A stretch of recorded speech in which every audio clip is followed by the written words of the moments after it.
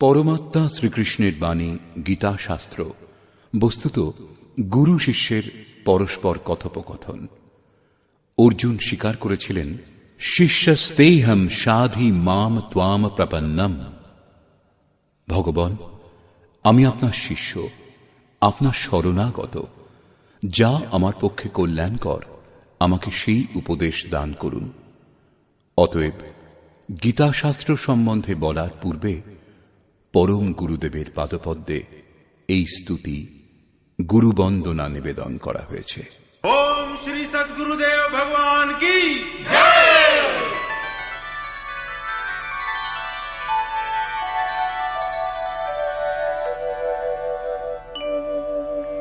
जय सद्गुरुदेवं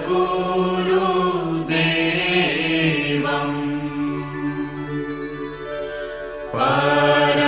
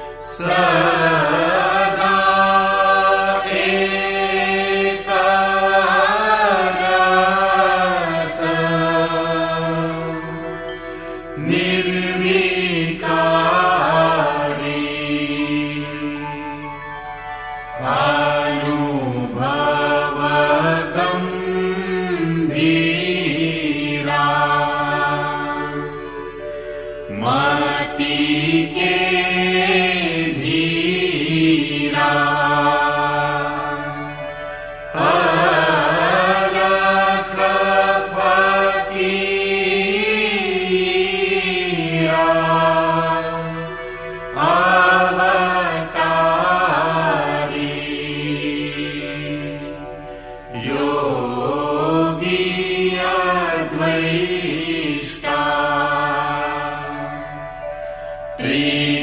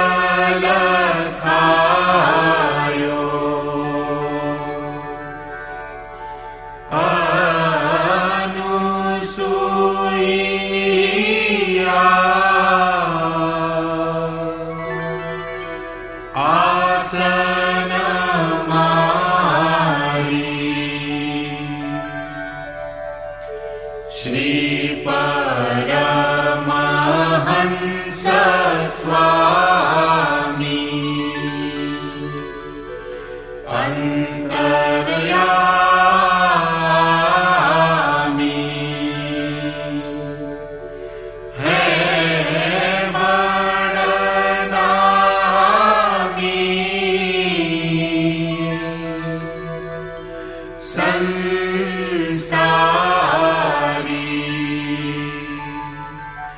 हंस नहीं तकारी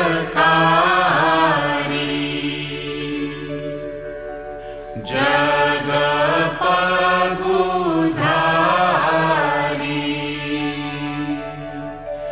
गर्व प्रहारी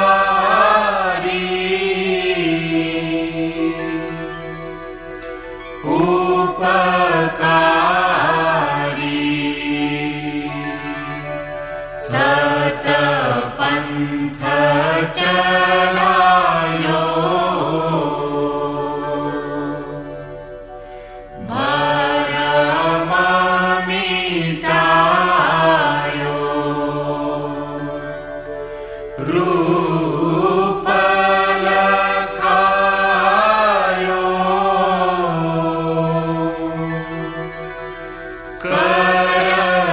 करतारी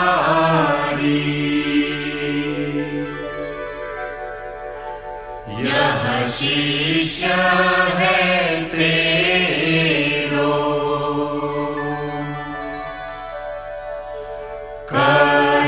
करतनी हो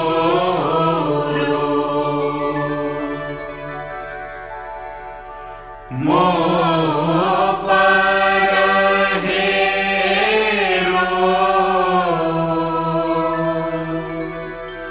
प्राणधारी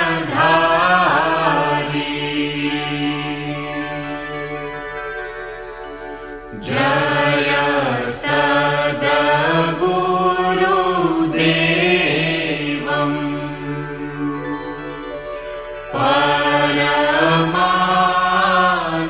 परमानन्दम् अमर शरीरम्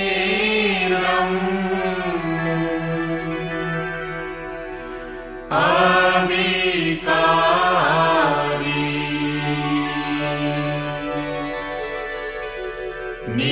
निरगुण निरमूलम्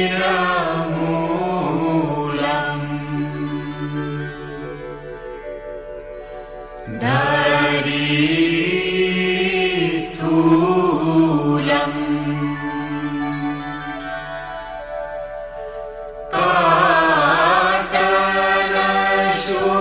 पाटलशूलम्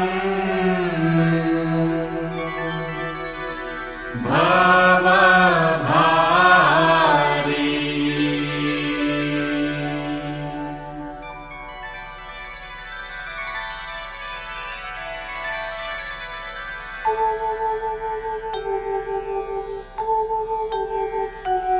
ओम जय गुरुदेव जय गुरुदेव जय गुरुदेव जय गुरुदेव ओम जय गुरुदेव जय गुरुदेव जय गुरुदेव जय गुरुदेव ओम जय गुरुदेव जय गुरुदेव जय गुरुदेव जय गुरुदेव।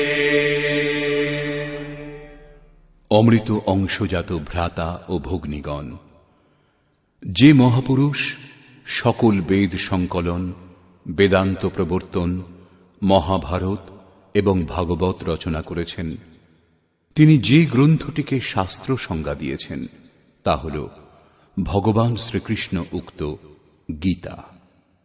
বর্তমানে বিভিন্ন ধরনের পূজা পদ্ধতি এবং পরস্পর বিরোধী সংগঠনগুলি ধর্মের নামে প্রচলিত, যদিও ধর্মের উদ্দেশ্যই হল একমাত্র পরমাত্মার অনুসন্ধান করা। সেই কল্যাণ স্বরূপ পরমাত্মা এক, তাঁকে লাভ করার নির্ধারিত ক্রিয়ার পালন করে যাওয়াই ধর্ম। যখন একমাত্র পরমাত্মা বিদ্যমান, তাঁকে লাভ করার ক্রিয়াও একটাই, তাহলে এত মতান্তর কেন? এর সমাধান করার জন্য প্রকাশিত হল যথার্থ গীতার সারাংশ, গীতার দিব্যবাণী।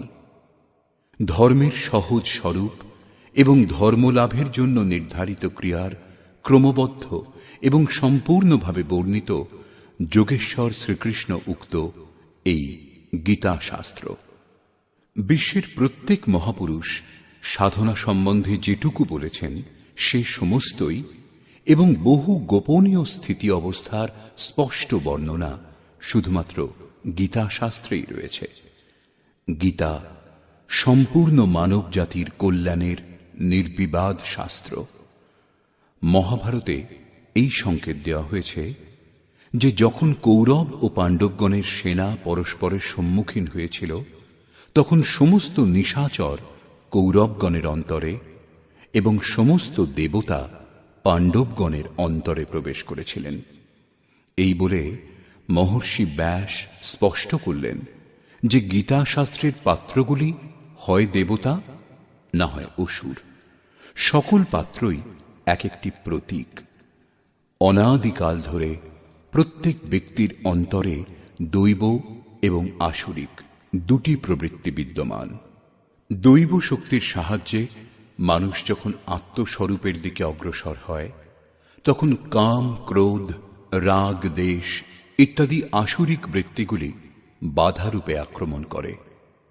এগুলি অতিক্রম করে যাওয়াকেই বাস্তবিক যুদ্ধ বলে। অর্জুন শ্রেয় লাভের জন্য ব্যাকুল ছিলেন। তাঁর দৃষ্টিতে শ্রেয় লাভের উপায় কুলধর্ম, পিণ্ডদান, বর্ণসংকর বর্জন, কুলক্ষয় থেকে রক্ষা পাওয়ার জন্য যুদ্ধ না করা ইত্যাদি ছিল। শুধুমাত্র এই শঙ্কাগুলির সমাধানের জন্য ভগবানকে 18 অধ্যায়ের গীতা শাস্ত্রের উপদেশ দান করতে হয়েছিল। অবশেষে জিজ্ঞাসা করেছিলেন, তোমার মোহ নাশ হয়েছে কি? অর্জুন স্বীকার করেছিলেন, ভগবান, আমার মোহ নাশ হয়েছে। এখন থেকে আমি সেইরূপ আচরণ করব যেরূপ ভগবান উপদেশ দান করেছেন। প্রকৃতপক্ষে এই সংশয় শুধু অর্জুনেরই ছিল তা নয়, এই সংশয় মানুষ মাত্রেরই যে হিতকর কোনটি, কোন উপায়ে শ্রেয় লাভ হবে। সেই জন্য স্ত্রী, পুরুষ, আবাল বৃদ্ধ বনিতা সকল মানুষের জন্য গীতা শাস্ত্রের 18টি অধ্যায়ের অনুশীলন এবং নিয়মিত পাঠ নিতান্ত আবশ্যক, যাতে ব্রহ্মবিদের স্মরণ অব্যাহত থাকে এবং শিশুদের অন্তরেও কল্যাণকর সংস্কারের সৃজন সম্ভব হয়। গীতা জ্ঞান লাভ না করে কোনো মানুষ ঈশ্বর লাভের পথে অগ্রসর হতে পারবে না। অক্ষয় সুখ, শাশ্বত শান্তি, ইহজগতে সমৃদ্ধি এমতো শঙ্কাগুলির সমাধানের জন্য গীতা শাস্ত্রের বাণী প্রচার করা হয়েছে। এই বাণী নিয়মিতভাবে শ্রবণ করে পরিজন এবং স্বজন সমুদয়কে সুসংস্কৃত করুন। বিশ্বের সকল দেশের অধিবাসীদের জন্য গীতা শাস্ত্র অমৃতবাহী। গীতা আপনার শাস্ত্র। এটা অত্যন্ত গৌরবের বিষয় যে 5000 বছরেরও বেশি অতিবাহিত হবার পর শ্রীকৃষ্ণের যথার্থ বাণী সম্বন্ধে আপনাকে অবগত করানো হচ্ছে। জন্ম জন্মান্তরের কুরীতিগ্রস্ত মনের আবিলতা দূর করে চিন্তনের প্রশস্ত পথে চলার জন্য যথার্থ গীতার এই দিব্য বাণী প্রাতঃকালে অবশ্যই পাঠ এবং শ্রবণ করুন। একমাত্র পরমাত্মাতে শ্রদ্ধা এবং সমর্পণের সংবাদবাহক গীতা শাস্ত্র সকলকে পবিত্র করার জন্য উন্মুক্তভাবে আহ্বান করেছে। বিশ্বের যে কোনো স্থানের নিবাসী, ধনী অথবা গরিব, কুলীন বা আদিবাসী, পুণ্যাত্মা এবং পাপী, স্ত্রী এবং পুরুষ, সদাচারী এবং অত্যন্ত দুরাচারী সবারই গীতায় প্রবেশের অধিকার রয়েছে। বিশেষ করে পাপীদেরই উদ্ধারের সুগম পথের নির্দেশ দিয়েছে গীতা শাস্ত্র। পুণ্যাত্মাগণ তো সবসময়ই ভজনা করেন। নিবেদিত হল সেই গীতা শাস্ত্রের অদ্বিতীয় ব্যাখ্যা, যথার্থ গীতার দিব্য সন্দেশ।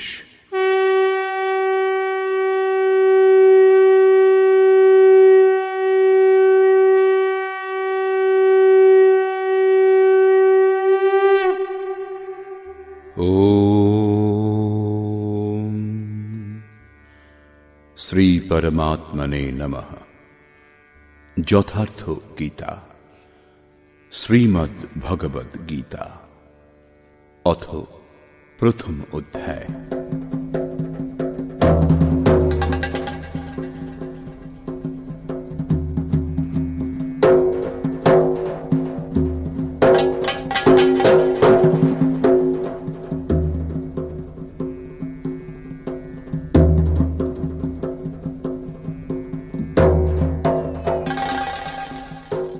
ধৃতরাষ্ট্র উবাচ।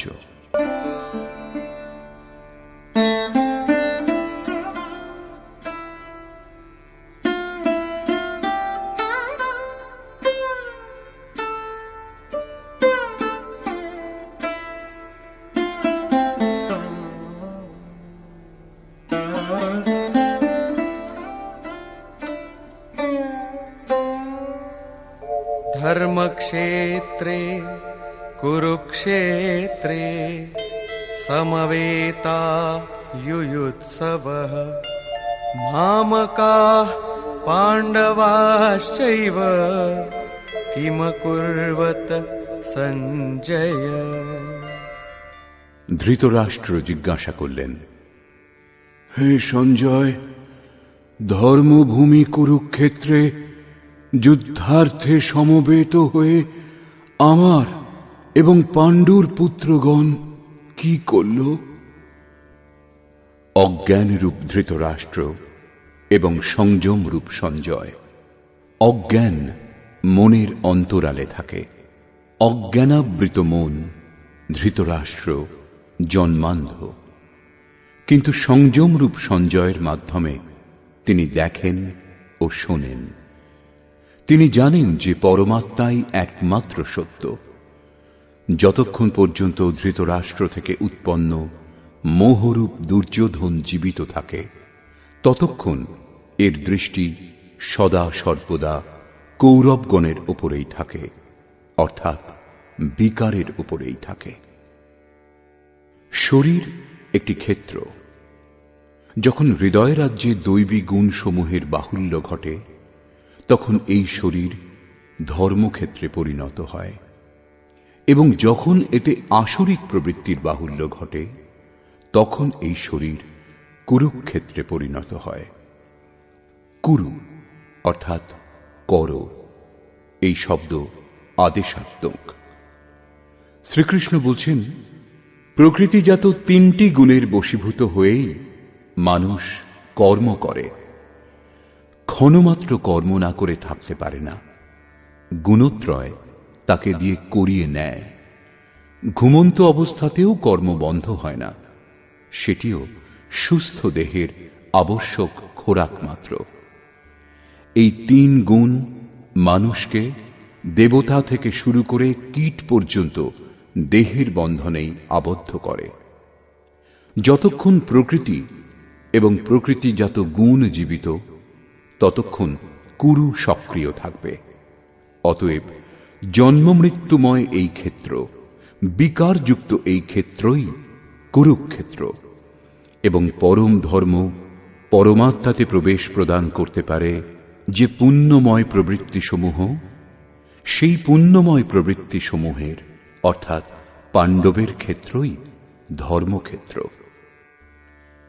পুরাতত্ত্ববিদগণ পাঞ্জাব, কাশী, প্রয়াগ এবং অন্যান্য বহু স্থানের মধ্যে কুরুক্ষেত্রের নির্দিষ্ট স্থান অনুসন্ধান কার্যে রত আছেন। কিন্তু গীতাকার স্বয়ং বলেছেন, যে ক্ষেত্রে এই যুদ্ধ হয়েছিল সেই ক্ষেত্রটি কোথায়? ইদম শরীরম কৌন্তেয় ক্ষেত্রমিত্যভিধীয়তে। অর্জুন, এই দেহই ক্ষেত্র, এবং যিনি একে জানেন এবং আয়ত্তের অধীনে আনতে পারেন, তিনিই ক্ষেত্রজ্ঞ। এরপর তিনি ক্ষেত্রের বিস্তার সম্বন্ধে বললেন, যাতে 10টি ইন্দ্রিয়, মন, বুদ্ধি, অহংকার, 5টি বিকার এবং 3টি গুণের বর্ণনা আছে। এই দেহই ক্ষেত্র, এক মল্লভূমি। এর মধ্যে যুদ্ধাভিলাষী প্রবৃত্তি 2টি, দৈবী সম্পদ এবং আসুরী সম্পদ। পাণ্ডুর সন্তানগণ এবং ধৃতরাষ্ট্রের সন্তানগণ, স্বজাতীয় এবং বিজাতীয় প্রবৃত্তিসমূহ। তত্ত্বদর্শী মহাপুরুষের শরণাগত হলে এই দুই প্রবৃত্তির মধ্যে সংঘর্ষের সূত্রপাত হয়। একেই ক্ষেত্রজ্ঞের সংঘর্ষ এবং প্রকৃত যুদ্ধ বলা হয়। ইতিহাসের পাতা বিশ্বযুদ্ধের কাহিনীতে পরিপূর্ণ, কিন্তু সেই সব যুদ্ধে যারা বিজয়ী হয়েছেন তারা কেউই শাশ্বত বিজয়ী হননি। এর মধ্যে প্রতিহিংসা ছিল। প্রকৃতিকে শান্ত করে প্রকৃতির ঊর্ধ্বের সত্তার দিগদর্শন করা এবং তাতে প্রবেশ করাই প্রকৃত বিজয়। এই হল শাশ্বত বিজয়, যার পশ্চাতে পরাজয় নেই। একেই বলে মুক্তি, যার পর জন্ম মৃত্যুর বন্ধন নেই। এইভাবে অজ্ঞানে আবৃত প্রত্যেক মন সংযমের দ্বারা জানতে পারে ক্ষেত্রজ্ঞের যুদ্ধের পরিণাম কি হয়। যার যেমন সংযম বৃদ্ধিপ্রাপ্ত হয় তেমনি তার দৃষ্টি খুলতে থাকে। সঞ্জয় উবাচ।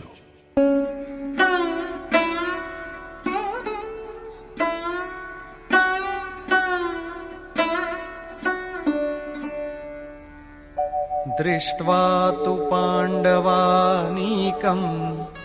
व्यूढम् दुर्योधनस्तदा आचार्यमुपसङ्गम्य राजा वचनमब्रवीत्। সেই সময় রাজা দুর্যোধন ব্যূহ রচনাযুক্ত পাণ্ডবগণের সেনাকে দেখে দ্রোণাচার্যের কাছে গিয়ে এই কথা বললেন। দ্বৈতের আচরণই দ্রোণাচার্য। যখন অনুভব হয় যে পরমাত্মা থেকে আমরা পৃথক, একেই বলে দ্বৈতবোধ, তখনই তাকে লাভ করার জন্য ব্যাকুলতা জেগে ওঠে। তখনই আমরা গুরুর খোঁজে বেরিয়ে পড়ি।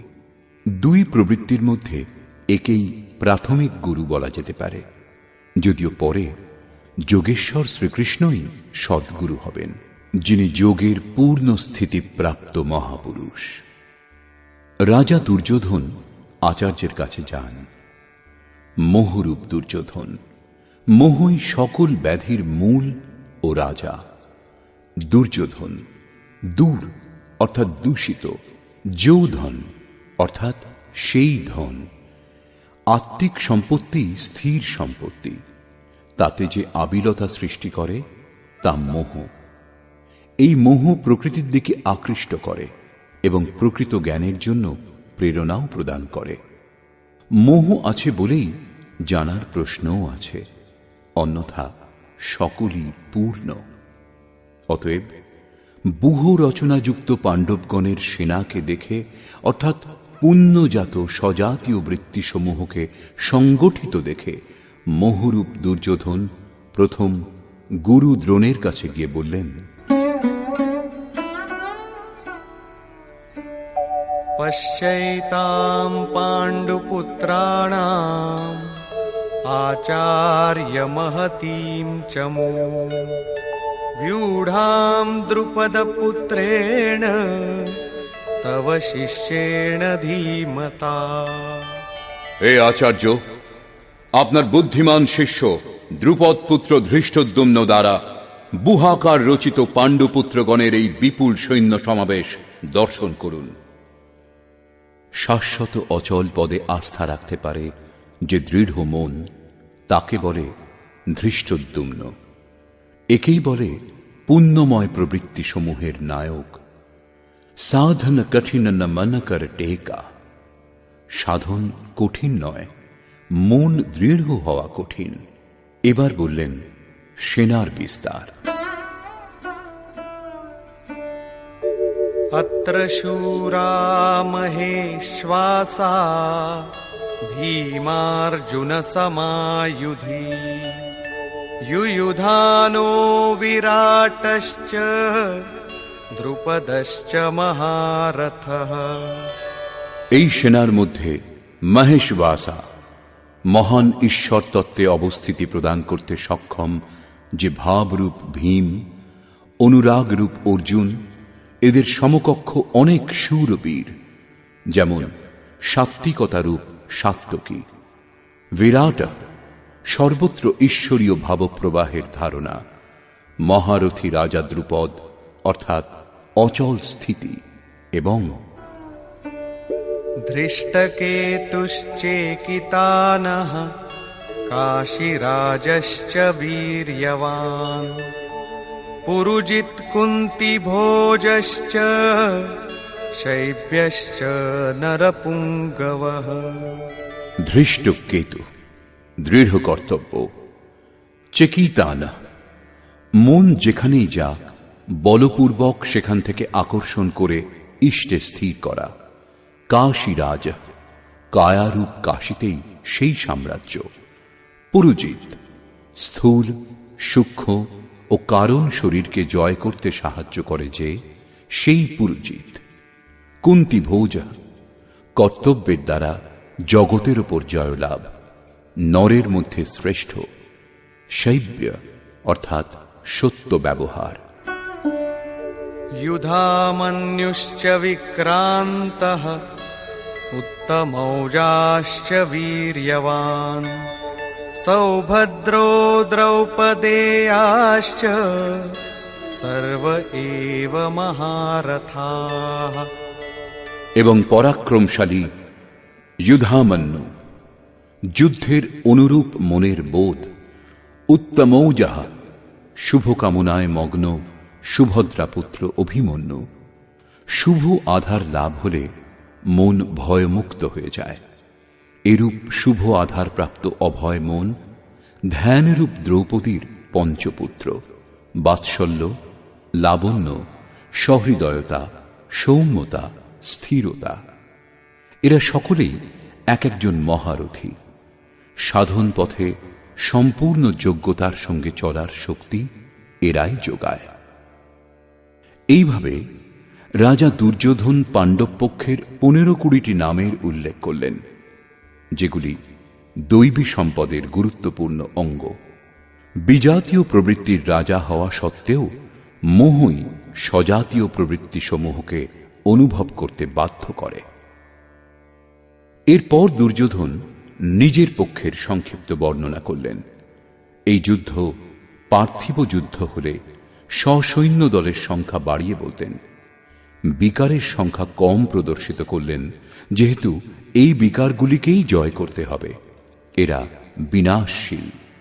কেবল 5-7টি বিকার সম্বন্ধেই বলা হয়েছে, যাদের অন্তরালে বহির্মুখী প্রবৃত্তি সমূহ বিদ্যমান, যেমন अस्माकं तु विशिष्टाये तान्निबोध द्विजोत्तम नायका मम सैन्यस्य संज्ञार्थं तान् ब्रवीमि ते। হে দ্বিজোত্তম, আমাদের পক্ষে যে সকল বিশিষ্ট যোদ্ধা ও সেনাপতি আছেন তাদেরকে অবগত হন। আপনার অবগতির জন্য তাদের নাম বলছি। বাহ্য যুদ্ধে সেনাপতির জন্য দ্বিজোত্তম সম্বোধন অপ্রাসঙ্গিক। বস্তুত গীতাশাস্ত্রে অন্তঃকরণের 2টি প্রবৃত্তির সংঘর্ষের বর্ণনা করা হয়েছে, যেখানে দ্বৈতের আচরণই হল দ্রোণ। যতক্ষণ আমরা লেশমাত্র আরাধ্য থেকে পৃথক, ততক্ষণ প্রকৃতি বিদ্যমান, দ্বৈত বিদ্যমান। এই দ্বিকে জয় করার প্রেরণা প্রথম গুরু দ্রোণাচার্যের কাছে পাওয়া যায়। অপূর্ণ শিক্ষাকে সম্পূর্ণভাবে জানার প্রেরণা প্রদান করে। এটা পূজাস্থান নয়, এখানে শৌর্য সূচক সম্বোধন হওয়া উচিত। বিজাতীয় প্রবৃত্তির কে কে নায়ক?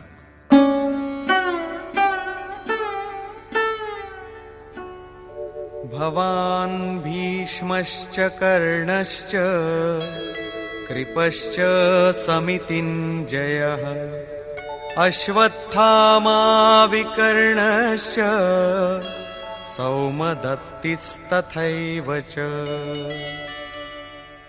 একজন স্বয়ং আপনি, অর্থাৎ দ্বৈতের আচরণ রূপ দ্রোণাচার্য।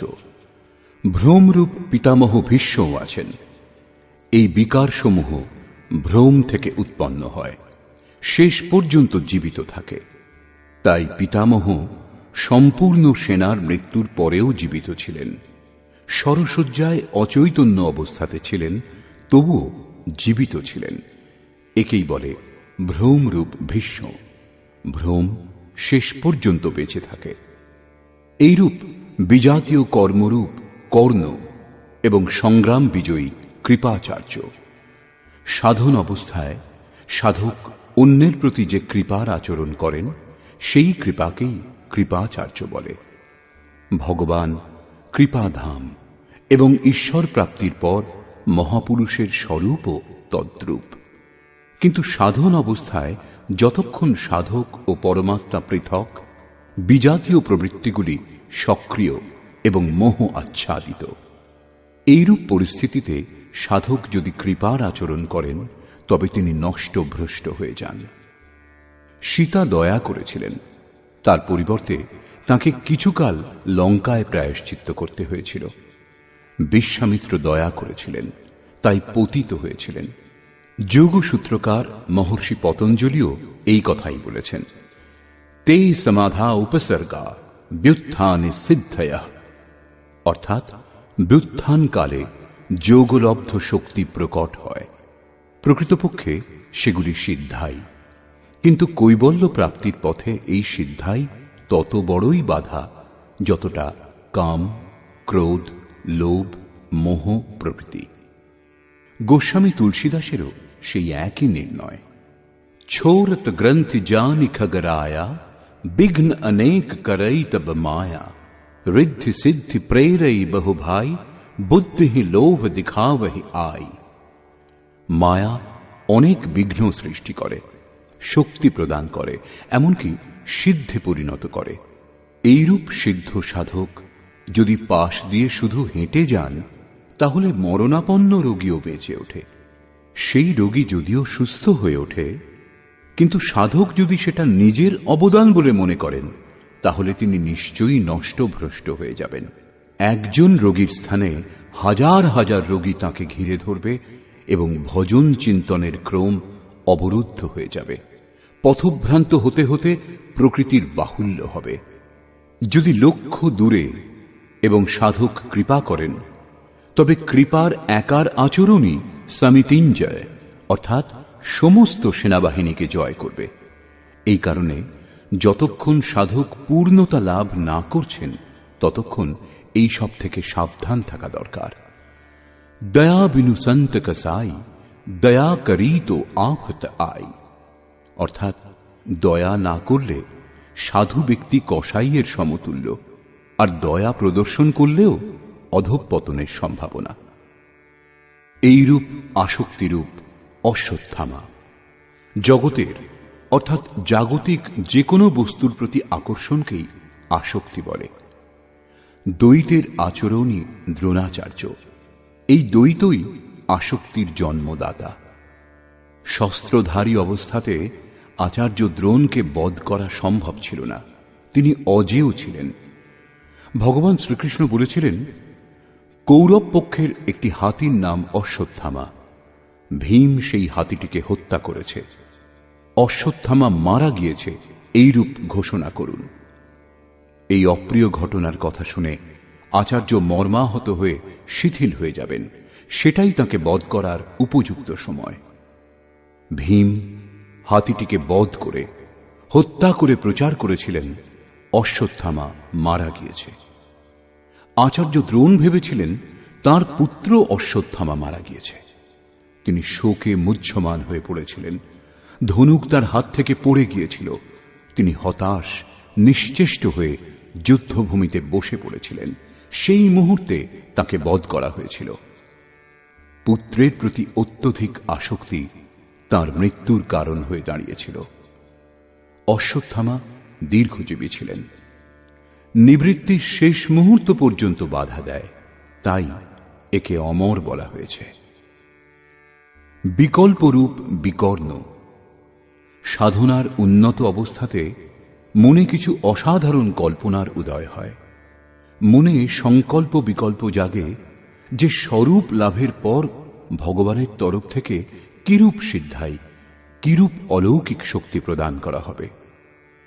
সাধক ঈশ্বর চিন্তনের পরিবর্তে ঈশ্বরের ঐশ্বর্যের চিন্তা করতে শুরু করেন, যদিও সাধকের উচিত একাগ্র হয়ে কর্ম করে যাওয়া। ফললাভের কামনা করা উচিত নয়, কিন্তু যখন তিনি সিদ্ধায় অর্থাৎ যোগলব্ধ শক্তির কামনা করতে শুরু করেন, তখন এইরূপ মনোভাব অর্থাৎ বিকল্পকেই বিকর্ণ বলে। এই কল্পনাগুলি অসাধারণ, কিন্তু সাধনাতে ভয়ঙ্করভাবে বাধা দেয়। ভ্রম উৎপাদক সাহসী হল ভূরিশ্রবা। সাধনা স্তর উন্নত হলে সকলেই সাধকের প্রশংসা করতে শুরু করেন, বলে ইনি মহাত্মা, ইনি সিদ্ধ পুরুষ, দিব্য গুণের অধিকারী। তার সমক্ষে লোকপাল ও বিনীত হয়ে যান। এমন ব্যবহার এবং প্রশংসা দ্বারা সাধক আনন্দের আতিশয্যে পথহারা হন। এইরূপ শ্বাসকেই ভূরিশ্রবা বলা হয়।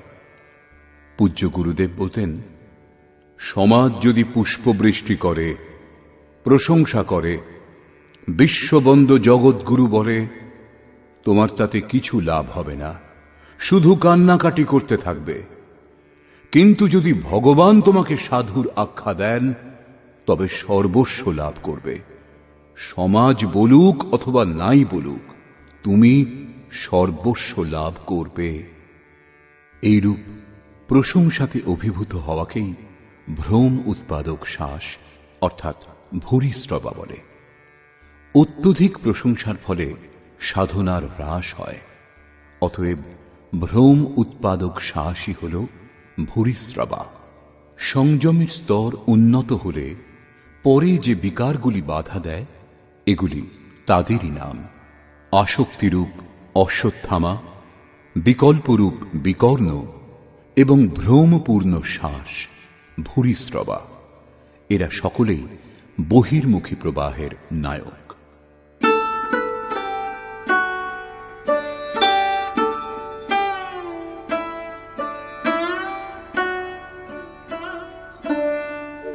अन्ये च बहवः शूराः मदर्थे त्यक्तजीविताः नानाशस्त्रप्रहरणाः सर्वे युद्धविशारदाः। আমার জন্য প্রাণ দান করতে কৃত সংকল্প অন্যান্য অনেক শূরবীর অস্ত্রে শস্ত্রে সজ্জিত হয়েছেন। সকলেই আমার জন্য প্রাণ দান করতে সংকল্পবদ্ধ, কিন্তু এদের কোনো নির্দিষ্ট সংখ্যা পরিগণিত হয়নি। এখন কোন কোন সেনা কি কি ভাব দ্বারা সুরক্ষিত তা বলছেন।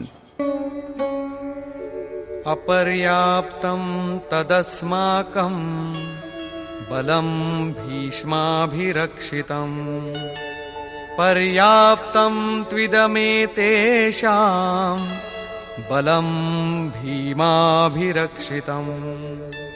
ভীষ্ম দ্বারা সুরক্ষিত আমাদের সেনা সর্বপ্রকারে অজেয়, কিন্তু ভীম দ্বারা পরিচালিত পাণ্ডবগণের সেনা জয় করা সহজ। পর্যাপ্ত এবং অপর্যাপ্তের মতো সংশ্লিষ্ট শব্দের প্রয়োগ দুর্যোধনের আশঙ্কাই ব্যক্ত করছে। অতএব দেখতে হবে যে ভীষ্ম কোন সত্তা যার উপর কৌরব সেনা নির্ভরশীল, এবং ভীম কোন সত্তা যার উপর অর্থাৎ যে দৈবী সম্পদের উপর সম্পূর্ণ পাণ্ডব নির্ভরশীল। দুর্যোধন এবার নিজের সুব্যবস্থার জন্য নির্দেশ দিলেন। अयनेषु च सर्वेषु यथा भागमवस्थिताः भीष्ममेवाभिरक्षन्तु भवन्तः सर्व एव हि। এক্ষণে আপনারা সকলেই ব্যূহ সমূহের প্রবেশ দ্বারে স্ব স্ব স্থানে অবস্থিত হয়ে পিতামহ ভীষ্মকেই সকল দিক থেকে রক্ষা করুন। যদি ভীষ্ম জীবিত থাকেন তাহলে আমরা অজেয়। সেই জন্য আপনারা সকলে পাণ্ডবগণের সঙ্গে যুদ্ধ না করে কেবল ভীষ্মকেই রক্ষা করুন। কেমন যোদ্ধা ছিলেন ভীষ্ম, যিনি স্বয়ং নিজেকে রক্ষা করতে অক্ষম? কৌরব সেনাকে তাঁর রক্ষার ব্যবস্থা করতে হচ্ছিল। এটা কোনো বাহ্য যুদ্ধ নয়, ভ্রমই ভীষ্ম। যতক্ষণ ভ্রম বিদ্যমান ততক্ষণ বিজাতীয় প্রবৃত্তিগুলি, অর্থাৎ কৌরব অজেয়। অজেয় শব্দের অর্থ এই নয় যে অজেয়কে জয় করা যায় না। অজেয়র অর্থ হল দুর্জয়, একে জয় করা কষ্টসাধ্য। মহা অজয় সংসার রিপু जीति सकई सो वीर। যখন ভ্রম মিটে যায় তখন অবিদ্যা অস্তিত্ববিহীন হয়ে পড়ে। মোহ ইত্যাদি যা কিছু আংশিক পরিমাণে টিকে থাকে তাও শীঘ্রই শেষ হয়। ভীষ্মের ছিল ইচ্ছা মৃত্যু, ইচ্ছাই ভ্রম, এবং এই ইচ্ছার সমাপ্তি ও ভ্রম দূর হওয়া একই ব্যাপার। এ কথাই সন্ত কবীর সরলভাবে বলেছেন, ইচ্ছা কায়া ইচ্ছা মায়া ইচ্ছা জগ উপজায়া, কহ কবীর যে ইচ্ছা বিবর্জিত তা কা পার না পায়া।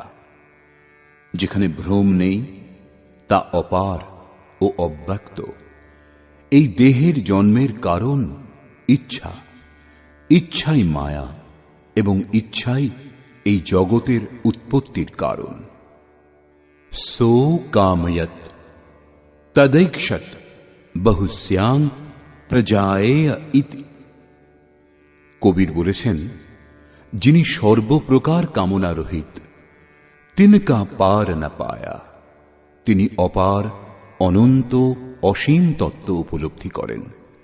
यो कामो निष्काम आप्तकाम आत्मकामो न तस्य प्राणा उत्क्रामन्ति ब्रह्मैव सन् ब्रह्मप्येति। যিনি কামনা রহিত, আত্মাতে স্থির আত্মস্বরূপ, তার কখনো পতন হয় না, তিনি ব্রহ্মে একীভূত হন। সাধনের আরম্ভে ইচ্ছাগুলি অনন্ত হয়। এই অনন্ত ইচ্ছার শেষ হতে হতে অবশেষে পরমাত্মা প্রাপ্তির শেষ ইচ্ছা বাকি থাকে। যখন এই ইচ্ছাও পূর্ণ হয় তখন ইচ্ছার বিলুপ্তি ঘটে। যদি এর থেকেও শ্রেষ্ঠ কোনো বস্তুর অস্তিত্ব থাকত তাহলে তা লাভ করার ইচ্ছা অবশ্যই জেগে উঠত। যখন এর চেয়ে শ্রেষ্ঠ কিছু নেই তখন ইচ্ছাও সমূলে বিনষ্ট হয়, এবং ইচ্ছার বিলুপ্তির সঙ্গে সঙ্গে ভ্রম ও নাশ হয়। একেই ভীষ্মের ইচ্ছা মৃত্যু বলে। এইভাবে ভীষ্ম দ্বারা সুরক্ষিত আমাদের সেনা সর্বপ্রকারে অজেয়। যতক্ষণ ভ্রম দূর না হয় ততক্ষণ অবিদ্যা সক্রিয় থাকে। ভ্রম দূর হলে অবিদ্যা ক্রিয়াহীন হয়ে যায়। ভীম দ্বারা পরিচালিত এদের সেনাকে জয় করা সহজ। ভাবরূপী ভীম, ভাবে বিদ্যতে দেবঃ। ভাবে সেই ক্ষমতা আছে যা অবিদিত পরমাত্মাকেও প্রত্যক্ষ করতে সাহায্য করে। ভাববস্য ভগবান সুখ নিধান করুণা আয়ন। শ্রীকৃষ্ণ একেই শ্রদ্ধা বলেছেন। ভাবের সাহায্যে ভগবানকেও বশ করা সম্ভব। এর দ্বারাই পুণ্যময় প্রবৃত্তিসমূহের বিকাশ হয়। এই ভাব পুণ্যের সংরক্ষক এবং এত বলবান যে পরম দেব পরমাত্মাকেও গোচরে এনে দেয়। অন্যদিকে অতি কোমলও। আজকের ভাব কাল অভাবে বদলাতে দেরি লাগে না। আজ আপনি বলছেন যে মহারাজজি খুব ভালো, কাল হয়তো বলবেন, না, আমি দেখেছি মহারাজজি ক্ষীর খান। ঘাস পাত যে খাত হ্যাঁ তিনহি সতাওই কাম, দুধ মালাই খাত যে তিন কি জানে রাম। অর্থাৎ তৃণভোজীদেরও কাম তাড়না দেয়। যারা দুধ মালাই খান ঈশ্বর তাদেরই স্মরণ দেন। ইষ্টের আচরণে লেশমাত্র ত্রুটি বোধ হলে ভাব টলে ওঠে। পুণ্যময় প্রবৃত্তিসমূহ বিচলিত হয়। ইষ্টের সঙ্গে যে সম্বন্ধ তা ছিন্ন হয়। তাই ভীম দ্বারা রক্ষিত তাদের সেনা জয় করা সহজ। মহর্ষি পতঞ্জলিরও সেই একই নির্ণয়। স তু দীর্ঘকাল নৈরন্তর্য সৎকারা সেবিত দৃঢ়ভূমি। অর্থাৎ দীর্ঘকাল পর্যন্ত নিরন্তর শ্রদ্ধা ভক্তিপূর্বক সাধন করে গেলেই অভ্যাস দৃঢ় হয়।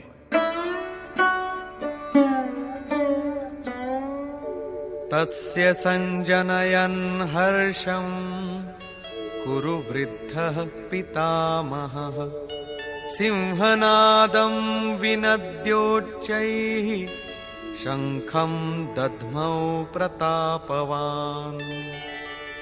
এই প্রকার সকলেই নিজেদের শক্তি নির্ণয় করে শঙ্খধ্বনি করলেন। এই শঙ্খধ্বনি হল পাত্রের পরাক্রমের ঘোষণা। যুদ্ধ জয়ের পর কোন পাত্র আপনাকে কি দেবে? কৌরবগণের মধ্যে বৃদ্ধ প্রতাপবান ভীষ্ম দুর্যোধনের হৃদয়ে হর্ষ উৎপন্ন করে উচ্চৈঃস্বরে সিংহনাদের সমান ভয়প্রদ শঙ্খ বাজালেন। সিংহ প্রকৃতির ভয়াবহ দিকের প্রতীক। ঘোর জঙ্গলের নীরব স্থানে নির্জনে সিংহের গর্জন যদি কানে আসে, তাহলে দেহের লোম খাড়া হয়ে যাবে, ভয়ে হৃদয় কাঁপতে শুরু করবে। যদিও সিংহ থেকে আপনি বহু দূরে। ভয় প্রকৃতিজাত, পরমাত্মায় তার স্থান নেই, কারণ পরমাত্মা অভয় সত্তা। ভ্রমরূপ ভীষ্ম বিজয়ী হলে প্রকৃতির যে ভয়ারণ্যের মধ্যে আপনি আছেন, তার থেকেও ভয়ঙ্কর ভয়ের আবরণ আপনাকে ঢেকে ফেলবে। ভয়ের আরো একটি স্তর বৃদ্ধি পাবে, ভয়ের আবরণ আরো ঘন হয়ে উঠবে। এছাড়া ভ্রম আর কিছু দিতে পারে না। অতএব প্রকৃতি থেকে নিবৃত্তি গন্তব্যে যাওয়ার পথ। সংসারে প্রবৃত্তি প্রতারণা করে, ঘোর অন্ধকারময়। এর বেশি কোনো ঘোষণা কৌরবদের নেই।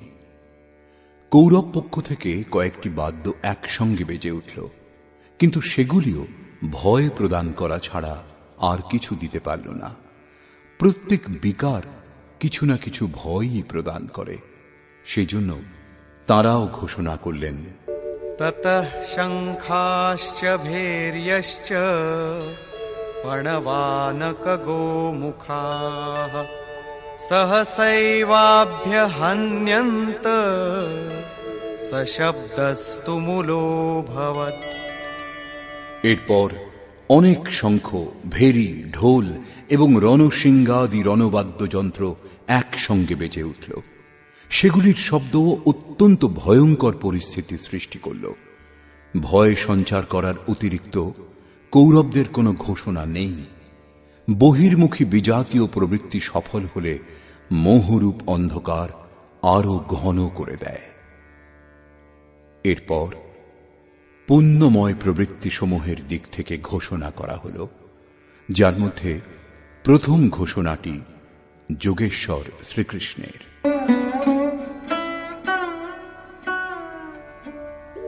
ततः श्वेतैर्हयैर्युक्ते महति स्यन्दने स्थितौ माधवः पाण्डवश्चैव दिव्यौ शङ्खौ प्रदध्मतु। অতঃপর শ্বেতাশ্বযুক্ত, অর্থাৎ যাতে বিন্দুমাত্র কালিমা বা দোষ ছিল না, শ্বেতবর্ণ, সাত্ত্বিক এবং নির্মলতার প্রতীক মহতি স্যন্দনে উত্তম রথে উপবিষ্ট যোগেশ্বর শ্রীকৃষ্ণ এবং অর্জুনও অলৌকিক শঙ্খ বাজালেন। অলৌকিকের অর্থ লোকাতীত। মৃত্যুলোক, দেবলোক, ব্রহ্মলোক, জন্ম মৃত্যুর ভয় যত দূর পর্যন্ত, সেই সমস্ত লোকের অতীত পারলৌকিক, পারমার্থিক স্থিতি প্রদান করার ঘোষণা যোগেশ্বর শ্রীকৃষ্ণ করলেন। সোনা, রূপ অথবা কাঠের রথ ছিল না, সেই রথ অলৌকিক ছিল, সেই শঙ্খ অলৌকিক ছিল। অতএব ঘোষণাও অলৌকিক। একমাত্র ব্রহ্মলোক সমস্ত লোকের ঊর্ধ্বে স্থিত। সরাসরি ব্রহ্মলোকের সঙ্গে সম্পর্ক স্থাপন করাবার ঘোষণা করলেন। কি রূপে তিনি এই স্থিতি প্রদান করবেন? पाञ्चजन्यं ऋषिकेशो देवदत्तं धनञ्जयः पौण्ड्रं दध्मौ महाशङ्खं भीमकर्मावृकोदरः ঋষিকেশ, যিনি হৃদয়ের সর্বস্বের জ্ঞাতা, সেই শ্রীকৃষ্ণ পাঞ্চজন্য শঙ্খ বাজালেন। পাঁচটি জ্ঞানেন্দ্রিয়কে অর্থাৎ শব্দ, স্পর্শ, রূপ, রস, গন্ধ, পঞ্চতন্মাত্রার রসে জড়িয়ে স্বজন অর্থাৎ ভক্তের শ্রেণীতে দাঁড় করাবার ঘোষণা করলেন। ভয়ঙ্করভাবে ভ্রান্ত ইন্দ্রিয় সমূহকে সংযত করে সেবকের শ্রেণীতে দাঁড় করানো হৃদয়ের প্রেরক সদ্গুরুর কৃপা। শ্রীকৃষ্ণ যোগেশ্বর সদ্গুরু ছিলেন। শিষ্যস্তেহং, ভগবান আমি আপনার শিষ্য। বাহ্য বিষয়বস্তুকে ত্যাগ করে ধ্যানে ইষ্টের অতিরিক্ত অন্য কিছু দেখা, শোনা ও স্পর্শ না করা সদ্গুরুর প্রভাব সঞ্চারণের উপর নির্ভর করে। দেবদত্যম ধনঞ্জয়, দৈবী সম্পত্তিকে অধীনে করে যে অনুরাগ, সেই অনুরাগই অর্জুন। ইষ্টের অনুরূপ শ্রদ্ধা, যাতে বিরহ, বৈরাগ্য ও অশ্রুপাত হয়। যেমন গদগদ গিরা নয়ন বহ নীরা, রোমাঞ্চ হয় যখন অন্তরে ইষ্ট ছাড়া অন্য কোনো বিষয়বস্তুর লেশমাত্র সংঘর্ষ হয় না, তখন এই অবস্থাকে অনুরাগ বলা হয়। এত দূর সফল হবার পরেই দৈবী সম্পদের ওপর প্রভুত্ব লাভ করা সম্ভব, যা পরম দেব পরমাত্মাতে একীভূত হতে সাহায্য করে। এর আরেক নাম ধনঞ্জয়। এক ধন পার্থিব সম্পত্তি, যা দিয়ে শরীর নির্বাহের ব্যবস্থা করা হয়। আত্মার সঙ্গে এর কোনো সম্বন্ধ নেই। এছাড়া স্থির আত্মিক সম্পত্তি নিজ সম্পত্তি। বৃহদারণ্যকোপনিষদে যাজ্ঞবল্ক্য মৈত্রেয়ীকে এই উপদেশ দিলেন, ধনসম্পন্ন পৃথিবীর স্বামিত্ব দ্বারাও অমৃতত্বের প্রাপ্তি সম্ভব নয়। এর উপায় হল আত্মিক সম্পত্তি। ঘোর কর্মা ভীম পৌণ্ড্র অর্থাৎ প্রীতি নামক মহাশঙ্খ বাজালেন। ভাবের উদ্গম এবং নিবাস স্থান হৃদয়, তাই এর আরেক নাম বৃকোদর। আপনাদের ভাব, স্নেহ ছোটদের প্রতি স্বভাবতই থাকে, কিন্তু সেই স্নেহ উৎপন্ন হয় আপনাদের হৃদয়ে, যা গিয়ে মূর্ত হয় ছোটদের প্রতি। এই ভাব অগাধ এবং মহাবলশালী। ভীম প্রীতি নামক শঙ্খ বাজালেন। এই প্রীতি ভাবের মধ্যেই নিহিত, তাই ভীম বাজালেন পৌণ্ড্র অর্থাৎ প্রীতি নামক মহাশঙ্খ। ভাব অত্যন্ত শক্তিশালী, কিন্তু প্রীতির মাধ্যমে তা সঞ্চার হয়। हर व्यापक सर्वत्र समाना प्रेम ते प्रकट हों ही मैं जाना, অর্থাৎ ঈশ্বর সর্বত্র সমান রূপেই বিদ্যমান, কিন্তু তাকে প্রকট করতে হলে চাই হৃদয়ে বিরহ, বৈরাগ্য এবং উৎকট প্রেম। অনন্ত বিজয়ম রাজা কুন্তী পুত্র যুধিষ্ঠিরঃ নকুলঃ সহদেবশ্চ সুঘোষমণিপুষ্পকৌ। কুন্তিপুত্র রাজা যুধিষ্ঠির অনন্ত বিজয় নামক শঙ্খ বাজালেন। কর্তব্যরূপ কুন্তি এবং ধর্মরূপ যুধিষ্ঠির। ধর্মে স্থির থাকলেই অনন্ত বিজয়ম, অনন্ত পরমাত্মাতে স্থিতি লাভ হবে। যুদ্ধে স্থিরঃ স যুধিষ্ঠিরঃ। প্রকৃতি পুরুষ ক্ষেত্র ক্ষেত্রজ্ঞের সংঘর্ষে স্থির থাকেন, অত্যন্ত দুঃখেও বিচলিত হন না। তবেই একদিন যিনি অনন্ত, যার অন্ত নেই, সেই পরম তত্ত্ব পরমাত্মাকে লাভ করতে সক্ষম হন। নিয়মরূপ নকুল সুঘোষ নামক শঙ্খ বাজালেন। যেমন যেমন নিয়ম কঠোর হবে, তেমন তেমন অশুভ লক্ষণগুলি বিলয় হয়ে যাবে এবং শুভ পরিস্থিতির উদয় হবে। সৎসঙ্গরূপ সহদেব মণিপুষ্পক নামক শঙ্খ বাজালেন। মনীষীগণ প্রত্যেক শ্বাসকে বহুমূল্য মণির আখ্যা দিয়েছেন। হীরা জৈসে শ্বাসা বাতোঁ মে बीती যায়। বাহ্য সৎসঙ্গ সৎপুরুষের বাণী শ্রবণকে বলে, যা এক প্রকার সৎসঙ্গ, কিন্তু যথার্থ সৎসঙ্গ হয় আন্তরিক। শ্রীকৃষ্ণের মতে আত্মাই সত্য এবং সনাতন। চিত্ত যখন স্থির হয়ে আত্মার সঙ্গত করে, তখনই হয় প্রকৃত সৎসঙ্গ।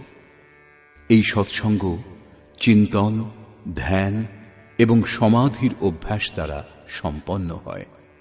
যেমন যেমন সত্যের সান্নিধ্যে স্মৃতি স্থির হবে, তেমন তেমন এক একটি শ্বাসের উপর নিয়ন্ত্রণ হতে থাকবে। ইন্দ্রিয়গুলির সঙ্গে মৌন নিরুদ্ধ হয়ে আসবে। এই প্রকার যখন সম্পূর্ণরূপে নিরুদ্ধ হবে, তখনই বস্তু লাভ হবে। বাদ্যযন্ত্রের মতো আত্মার ধ্বনির সঙ্গে চিত্তের ধ্বনি মিলিয়ে সঙ্গত করাই যথার্থ সৎসঙ্গ। বাহ্য মণি কঠোর হয়, কিন্তু শ্বাসরূপ মণি পুষ্প থেকেও কোমল। পুষ্প তো বিকশিত হওয়ার পর অথবা বৃন্তচ্যুত হলে শুকিয়ে যায়, কিন্তু আপনি এর পরের শ্বাস পর্যন্ত জীবিত থাকার নিশ্চয়তা দিতে পারেন না। সৎসঙ্গ সফল হলে প্রত্যেক শ্বাসের উপর নিয়ন্ত্রণ রেখে লক্ষ্য প্রাপ্তি সম্ভব। এর বেশি পাণ্ডবদের কোনো ঘোষণা নেই, কিন্তু প্রত্যেক সাধন নির্মলতার পথে কিছু না কিছু দূরত্ব অতিক্রম করায়। অতঃপর বললেন,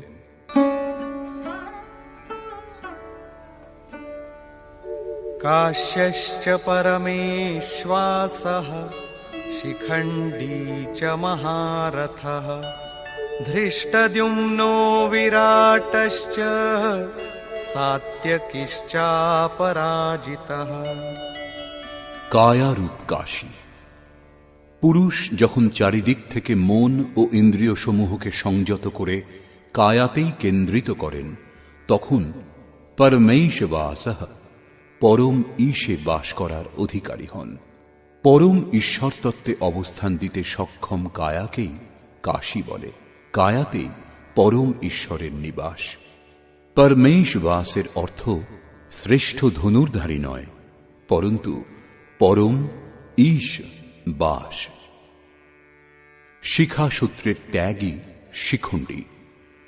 সাধনা পথের কিছু ভ্রান্ত ব্যক্তিরা আজকাল মুণ্ডিত মস্তকে সূত্রের নামে গলার উপবিদ খুলে রাখে, অগ্নি ত্যাগ করে এবং একেই সন্ন্যাস বলে। এই ধারণা সম্পূর্ণ ভুল। বস্তুত শিখা লক্ষ্যের প্রতীক, যেখানে আপনাকে পৌঁছতে হবে, এবং সূত্র সংস্কারের প্রতীক। যতক্ষণ পরমাত্মার প্রাপ্তি না হয়, ততক্ষণ সংস্কারের সূত্রপাত হতেই থাকে। ততক্ষণ ত্যাগ কোথায়? কি প্রকার সন্ন্যাস? এখনো তো তিনি পথিক। যখন প্রাপ্য বস্তুর প্রাপ্তি হয়, পূর্বে সমস্ত সংস্কারের সূত্র ছিন্ন হয়। এইরূপ অবস্থাতে সম্পূর্ণরূপে ভ্রম মিটে যায়। সেই জন্যই শিখণ্ডী ভ্রমরূপে ভীষ্মের বিনাশ করে। শিখণ্ডী চিন্তন পথের বিশিষ্ট যোগ্যতারূপ মহারথীকে বলে। ধৃষ্টদ্যুম্ন দৃঢ় ও অচল মন এবং বিরাট, সর্বত্র বিরাট ঈশ্বরের প্রসার দেখার ক্ষমতা, এইসবই হল দৈব সম্পদের প্রমুখ গুণ। সাত্ত্বিক, তাই সাত্ত্বিকী। সত্য চিন্তনের প্রবৃত্তি, অর্থাৎ যদি সাত্ত্বিকতা বিদ্যমান থাকে, তাহলে আর পতনের সম্ভাবনা থাকে না। এই সংঘর্ষে পরাজয় হতে দেয় না।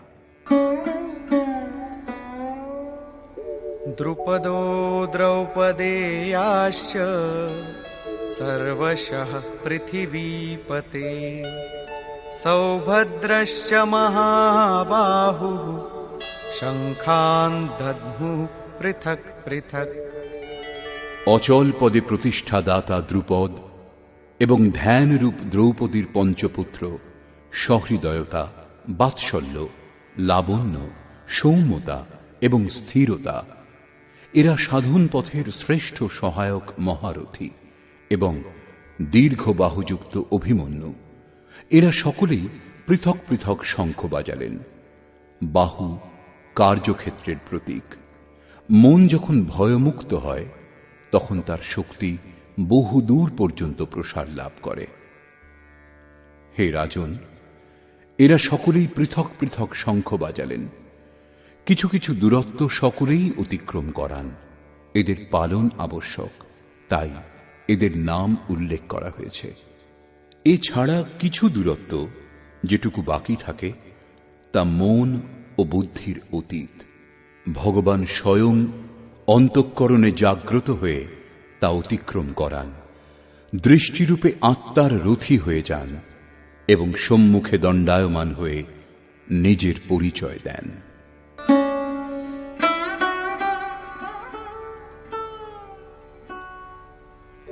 सघोषोधार्तराष्ट्राणाम् हृदयानि व्यदारयत् नभश्च पृथिवीं चैव तुमुलो व्यनुनादयन्।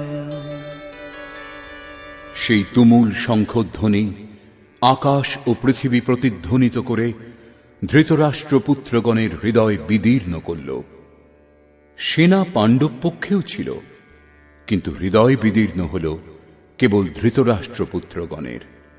বস্তুত পাঞ্চজন্য, দৈবী শক্তির ওপর আধিপত্য, অনন্তকে জয়, অশুভর প্রশমন এবং শুভের আবির্ভাব নিরন্তর হতে থাকলে এই কুরুক্ষেত্রে আসুরী সম্পদ বহির্মুখী প্রবৃত্তিগুলির হৃদয় বিদীর্ণ হয়ে যাবে। তাদের বল ক্রমশ ক্ষীণ হতে থাকবে।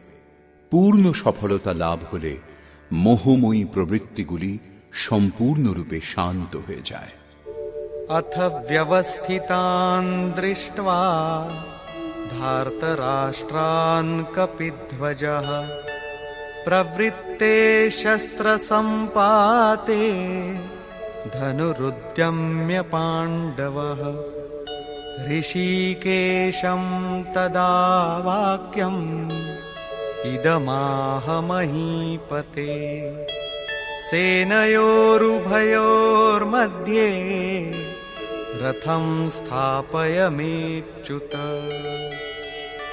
সংযম রূপ সঞ্জয় অজ্ঞানাবৃত মনকে বোঝালেন যে, হে রাজন, কপিধ্বজা বৈরাগ্যরূপ হনুমান, বৈরাগ্যই যার ধ্বজা। ধ্বজাকে রাষ্ট্রের প্রতীক বলা হয়। কারো কারো মতে পতাকা চঞ্চল ছিল, তাই কপিধ্বজ বলা হয়েছে, কিন্তু তা নয়। এখানে কপি সাধারণ বানর নয়, স্বয়ং হনুমানই ছিলেন, যিনি মান অপমানের হনন করেছিলেন। সমমান নিরাদর আদরহি। প্রকৃতির বিষয়বস্তু থেকে আসক্তির ত্যাগই বৈরাগ্য। অতএব বৈরাগ্যই যার ধ্বজা। সেই অর্জুন ব্যবস্থিত রূপে ধৃতরাষ্ট্রের পুত্রগণকে দাঁড়িয়ে থাকতে দেখে শস্ত্র চালনার মুহূর্তে ধনুক তুলে ঋষিকেশম, যিনি হৃদয়ের সর্বস্বের জ্ঞাতা, সেই যোগেশ্বর শ্রীকৃষ্ণকে বললেন, হে অচ্যুত, অর্থাৎ যিনি কখনো চ্যুত হন না, আমার রথ উভয় সেনার মধ্যে স্থাপন করুন। এখানে সারথীকে আদেশ দেওয়া নয়, ইষ্টের অর্থাৎ সদ্গুরুর প্রতি অনুরোধ করা হয়েছে। কেন স্থাপন করবেন?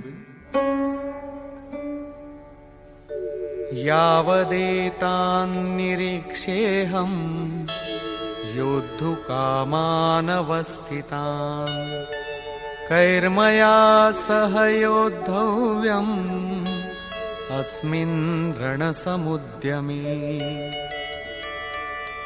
যতক্ষণ আমি যুদ্ধার্থে অবস্থিত এদের উত্তম রূপে নিরীক্ষণ না করি যে এই মহারণে আমাকে কাদের সঙ্গে যুদ্ধ করতে হবে এবং কে কে আমার সঙ্গে যুদ্ধ করার যোগ্য।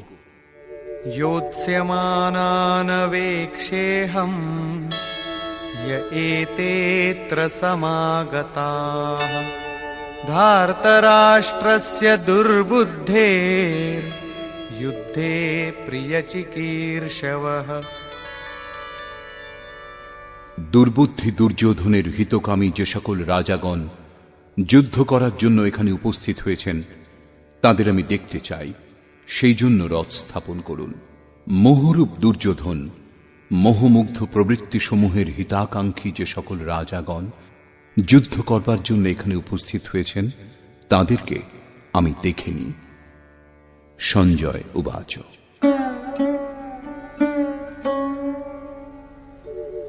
एवमुक्तो ऋषिकेशो गुडाकेशेन भारत सेनयोरुभयोर्मध्ये स्थापयित्वा रथोत्तमम् भीष्मद्रोणप्रमुखतः सर्वेषां च महीक्षिताम् उवाच पार्थ पश्यैतान् সমবেতান কুরু নীতি। সঞ্জয় বললেন, নিদ্রাজয়ী অর্জুনের এইরূপ বলার পর ভগবান শ্রীকৃষ্ণ, যিনি হৃদয়ের জ্ঞাতা, তিনি উভয় সেনার মধ্যে এবং ভীষ্ম, দ্রোণ ও মহীক্ষিতাম দেহরূপ পৃথিবীকে অধিকার করেছেন যে রাজাগণ, সেই সকল রাজাগণের সম্মুখে উত্তম রথ স্থাপন করে বললেন, হে পার্থ, সমবেত কৌরবগণকে অবলোকন করো। এখানে উত্তম রথের অর্থ সোনার উপর নির্মিত রথ নয়। সংসারে উত্তমের পরিভাষা নশ্বর বস্তুর অনুকূলতা প্রতিকূলতার উপর দেওয়া হয়, কিন্তু এই পরিভাষা পূর্ণ নয়, যা আমাদের আত্মা অর্থাৎ স্বরূপের সঙ্গে সর্বদা সহযোগিতা করে, তাই একমাত্র উত্তম, যার পর অনুত্তম অর্থাৎ মলিনতা বলে আর কিছু থাকে না।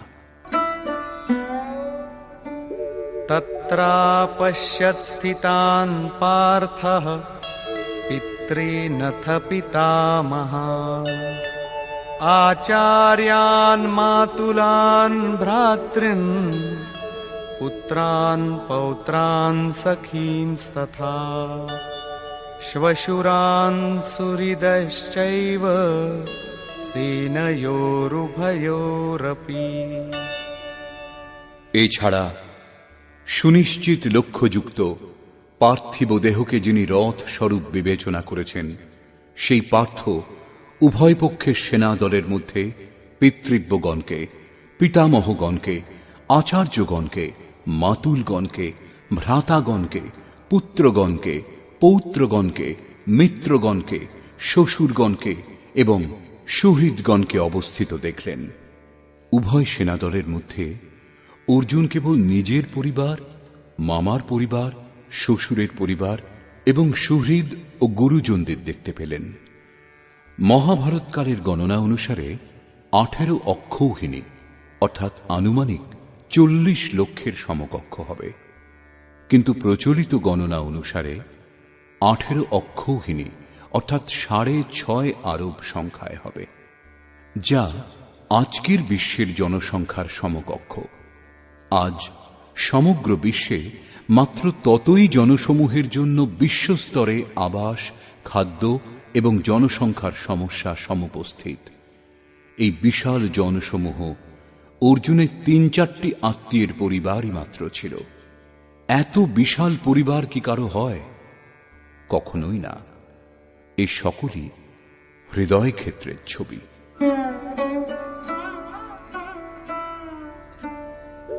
তান সমীক্ষ্য স কৌন্তেয়ঃ সর্বান বন্ধূনবস্থিতান কৃপয়া পরয়াবিষ্টো বিষীদন্নিদমব্রবীৎ। কুন্তিপুত্র অর্জুন সেই বন্ধুগণকে যুদ্ধক্ষেত্রে অবস্থিত দেখে অত্যন্ত করুণাপূর্ণ হয়ে শোক করতে লাগলেন, কারণ দেখলেন এরা সকলেই তাঁর নিজের আত্মীয় স্বজন। অতএব বললেন, অর্জুন উবাচ।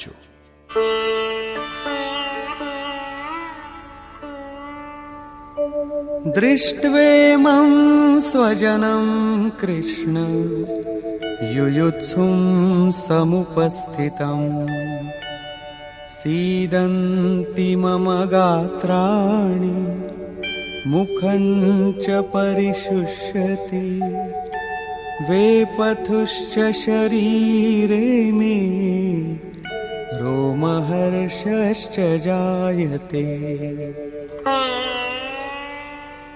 হে কৃষ্ণ, আত্মীয় স্বজনকে যুদ্ধার্থ উপস্থিত দেখে আমার অঙ্গ প্রত্যঙ্গাদি অবসন্ন, আমার মুখ শুষ্ক হচ্ছে, আমার শরীর কম্পিত ও রোমাঞ্চিত হচ্ছে। এখানেই শেষ নয়।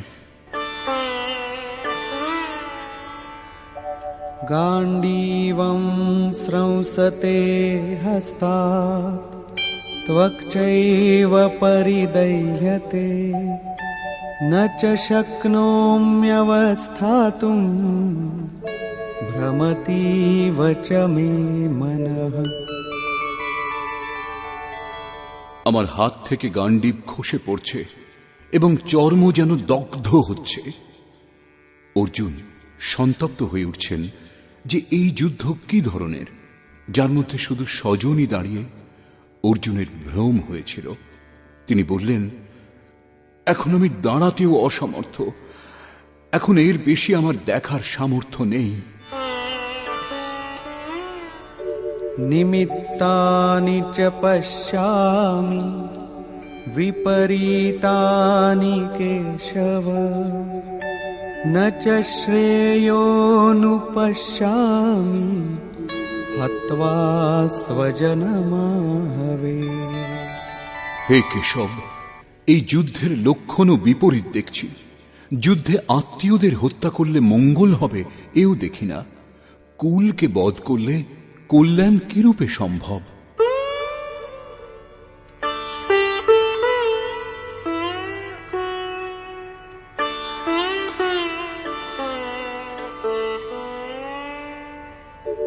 न काङ्क्षे विजयं कृष्ण न च राज्यं सुखानि च किन्नो राज्येन गोविन्द किं भोगैर्जीवितेन वा। সম্পূর্ণ পরিবার যুদ্ধে উপস্থিত হয়েছেন। এদের যুদ্ধে বধ করে বিজয়, সেই বিজয়ের দ্বারা প্রাপ্ত রাজ্য ও রাজ্য সুখ অর্জুন চান না। তিনি বললেন, হে কৃষ্ণ, আমি বিজয় চাই না, রাজ্য এবং সুখ ভোগ কামনা করি না। হে গোবিন্দ, আমাদের রাজ্যে কি প্রয়োজন, আর সুখ ভোগে বা জীবন ধারণেই বা কি প্রয়োজন? কেন?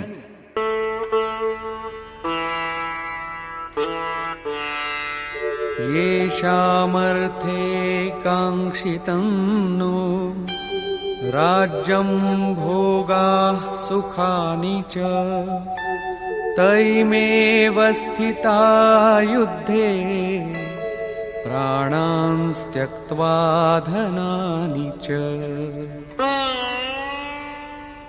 যাদের জন্য রাজ্য ভোগ ও সুখাদি আমার অভিলষিত, সেই স্বজনগণই প্রাণের আশা ত্যাগ করে যুদ্ধে উপস্থিত হয়েছেন।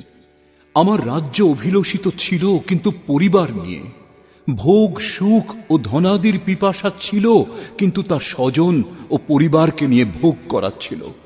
কিন্তু যখন তারা সকলেই প্রাণের আশা ত্যাগ করে যুদ্ধে উপস্থিত হয়েছেন, তখন আমার সুখ ভোগ বা রাজ্যের প্রয়োজন নেই। এ সকলই এদের জন্য প্রিয় ছিল। এদের থেকে পৃথক হয়ে এ সকলের আমার আর প্রয়োজন নেই। যতক্ষণ পরিবার থাকে ততক্ষণ এই কামনাগুলিও থাকে। কুঁড়ে ঘরে বাস করে যে ব্যক্তি, সেও নিজের পরিবার, বন্ধু এবং আত্মীয়দের বধ করে বিশ্বের সাম্রাজ্য স্বীকার করবে না। অর্জুনের বক্তব্য এই যে ভোগ, যুদ্ধে জয়লাভ আমি চেয়েছিলাম, কিন্তু যাদের জন্য চেয়েছিলাম যখন তারাই থাকবে না, তখন আর আমার ভোগের কি প্রয়োজন? এই যুদ্ধে আমি কাকে বধ করব?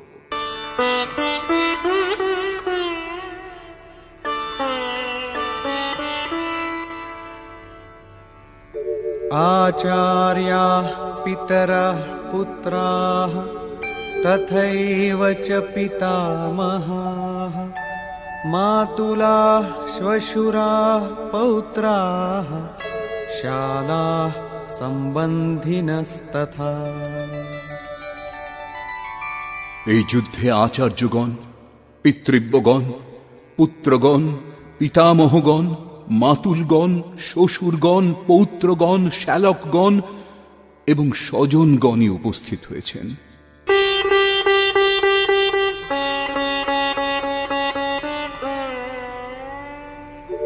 एतान्न हन्तुमिच्छामि घ्नतोऽपि मधुसूदन अपि त्रैलोक्यराज्यस्य हेतोः किन्नु मही कृते।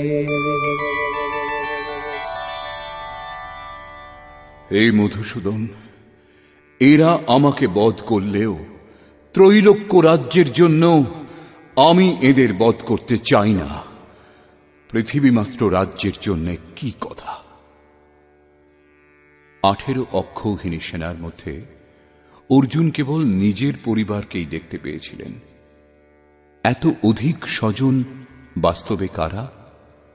বস্তুত অনুরাগী অর্জুন। সাধন ভজনের শুরুতে প্রত্যেক অনুরাগী সম্মুখে এই সমস্যাই দেখা দেয়। সকলেই চায় সাধন ভজন করে পরম সত্যকে লাভ করতে, কিন্তু জ্ঞানী সদ্গুরুর সংরক্ষণে অনুরাগী সাধক যখন ক্ষেত্রজ্ঞের সংঘর্ষ অনুভব করেন, তাকে কার কার সঙ্গে যুদ্ধ করতে হবে বুঝতে পারেন, তখনই হতাশ হয়ে পড়েন। তিনি চান তার পিতার পরিবার, শ্বশুরের পরিবার, মামার পরিবার, সুহৃদ, বন্ধু এবং গুরুজন সবাই সঙ্গে থাকুন, সকলেই সুখী থাকুন এবং এদের সকলকে সুস্থিত করে তিনি পরমাত্মস্বরূপ লাভও করে নেবেন।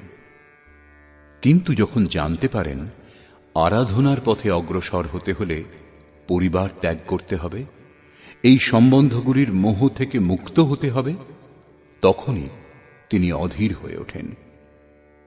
পূজ্য মহারাজজি বলতেন, মৃত্যু হওয়া এবং সাধু হওয়া একই ব্যাপার।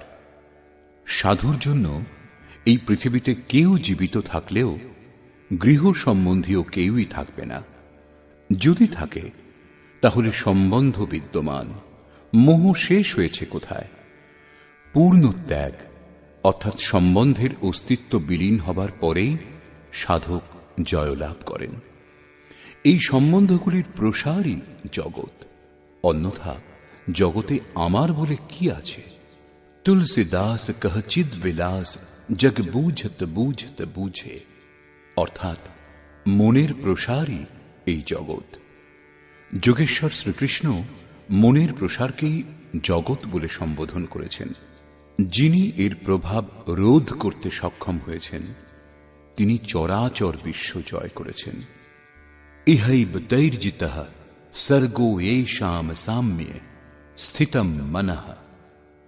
এমন কথা নয় যে কেবল অর্জুনই অধীর ছিলেন। সকলের হৃদয়েই অনুরাগ আছে। প্রত্যেক অনুরাগী ব্যাকুল হন। আত্মীয় স্বজনের স্মৃতি তাকে ব্যাকুল করে। সাধনার আরম্ভে প্রত্যেক সাধক চিন্তা করেন যে ভজন করে কিছু লাভ হলে এদের সঙ্গে তা ভোগ করা যাবে, সকলেই সুখী হবে। কিন্তু যখন এরা সঙ্গে থাকবে না, তখন সুখের আর কি প্রয়োজন? অর্জুনের দৃষ্টি রাজ্য সুখ পর্যন্তই সীমাবদ্ধ ছিল। তিনি ত্রিলোকের সাম্রাজ্যকেই সুখের পরাকাষ্ঠা ভেবেছিলেন। এর বেশি কোনো সত্য আছে একথা অর্জুন এখনো জানেন না।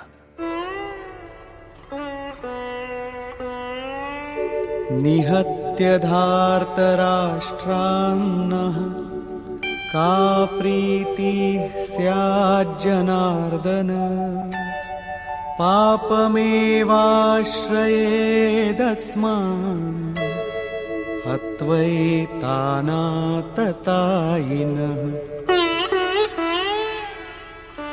হে জনার্দন, ধৃতরাষ্ট্রের পুত্রগণকে বধ করলে আমাদের কি সুখ হবে? যেখানে ধৃতরাষ্ট্র অর্থাৎ ধৃষ্টতার রাষ্ট্র তার থেকে উৎপন্ন মোহরূপ দুর্যোধনাদিকে বধ করলে আমাদের কি আনন্দ হবে? এই সকল আততায়ীকে হত্যা করলে আমাদের পাপই আশ্রয় করবে। জীবন যাপনের তুচ্ছ লাভের জন্য যে অনীতির সাহায্য নেয় তাকে আততায়ী বলে, কিন্তু যে আত্মোন্নতির পথে অবরোধ সৃষ্টি করে সে আরো বড় আততায়ী। আত্মদর্শনে বাধক কাম, ক্রোধ, লোভ, মোহ এইসবই আততায়ী।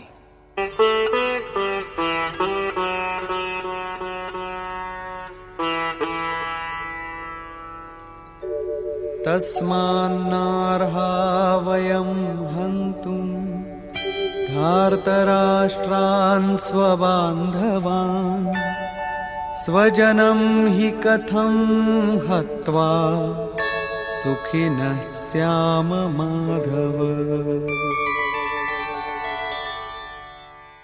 অতএব হে মাধব, স্বীয় বান্ধব ধৃতরাষ্ট্রের পুত্রগণকে আমাদের বধ করা উচিত নয়।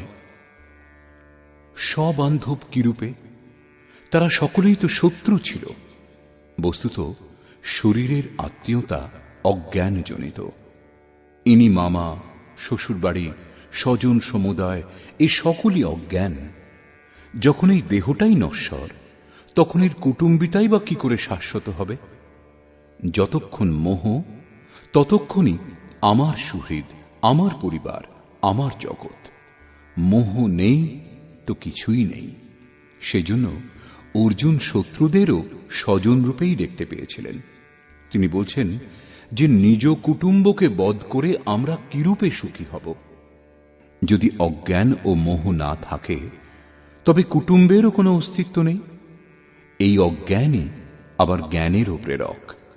ভর্তৃহরি, তুলসীদাস এমন অনেক মহাপুরুষ বৈরাগ্যের প্রেরণা তাঁদের স্ত্রীর কাছ থেকে পেয়েছিলেন। কেউ বা বিমাতার ব্যবহারে ব্যথা পেয়ে বৈরাগ্যের পথে এগিয়ে গেছেন, এও দেখা গেছে।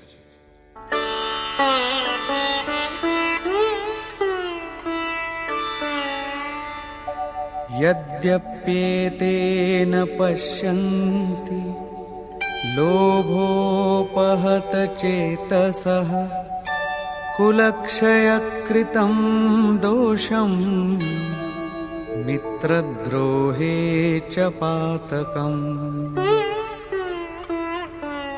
যদিও এরা লোভে অভিভূত হয়ে কুলনাশ জনিত দোষ এবং মিত্রদ্রোহে যে পাপ হয় তা দেখছে না, এ দোষ তাদের। তা সত্ত্বেও कथं न ज्ञेयमस्माभिः पापादस्मान्निवर्तितुं कुलक्षयकृतं दोषं प्रपश्यद्भिर्जनार्दन। হে জনার্দন, কুলনাশ জনিত দোষ উপলব্ধি করেও আমরা এই পাপ থেকে নিবৃত্ত হব না কেন? কেবল আমিই পাপ করছি এমন কথা নয়, আপনিও ভুল করছেন। শ্রীকৃষ্ণের উপরেও দোষারোপ করলেন। এখনো অর্জুন নিজেকে বুদ্ধিতে শ্রীকৃষ্ণের চেয়ে কম মনে করছেন না। প্রত্যেক নতুন সাধক সদ্গুরু শরণাগত হবার পরে এই ধরনের তর্ক করেন এবং নিজে যে কম জানেন তা ভাবেন না। এ কথাই অর্জুনও বলছেন যে এরা না বুঝুক, কিন্তু আমরা তো বুদ্ধিমান। কুলনাশ জনিত দোষের ওপর আমাদের অবশ্যই বিচার করা উচিত। কুলনাশে কি কি দোষ হয়? कुलक्षये प्रणश्यन्ति कुलधर्माः सनातनाः धर्मे नष्टे कुलं कृत्स्नम् अधर्मोऽभिभवत्युत। কুলনাশে সনাতন কুলধর্ম নষ্ট হয়। অর্জুন কুলধর্ম, কুলাচারকেই সনাতন ধর্ম বলে মনে করেছিলেন। ধর্ম নষ্ট হলে সম্পূর্ণ কুলকে পাপ দাবিয়ে দেয়। अधर्माभिभवात् कृष्ण प्रदुष्यन्ति कुलस्त्रियः स्त्रीषु दुष्टासु वार्ष्णेय जायते वर्णसंकरः। হে কৃষ্ণ, পাপের বৃদ্ধি হলে কুলস্ত্রীগণ কলুষিত হয়। হে বার্ষ্ণেয়, স্ত্রীগণ কলুষিত হলে বর্ণসংকর উৎপন্ন হয়। অর্জুনের দৃষ্টিকোণে কুলস্ত্রীগণ কলুষিত হলে বর্ণসংকর দেখা দেয়, কিন্তু শ্রীকৃষ্ণ এই সিদ্ধান্তের খণ্ডন করে আরো বলছেন, আমি অথবা স্বরূপ স্থিত মহাপুরুষ যদি আরাধনাক্রমে ভ্রম উৎপন্ন করেন তাহলে বর্ণসংকর দেখা দেয়। বর্ণসংকরের দোষের ওপর অর্জুন আলোকপাত করছেন।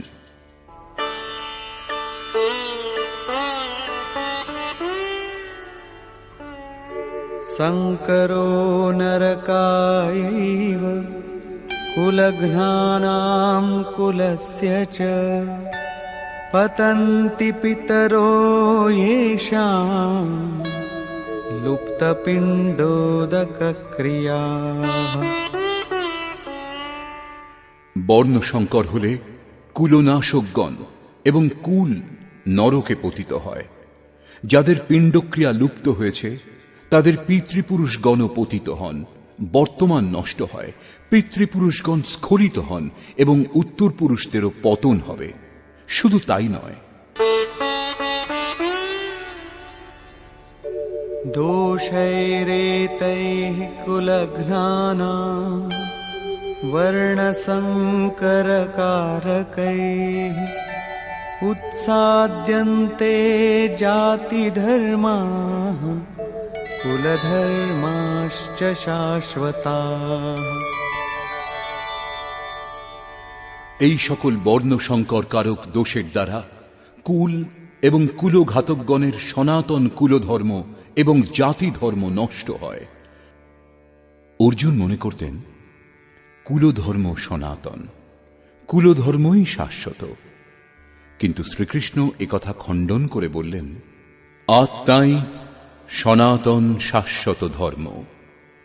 বাস্তবিক সনাতন ধর্মকে জানার আগে মানুষ ধর্মের নামে কোনো না কোনো চিরাগত কুরীতি মেনে চলে।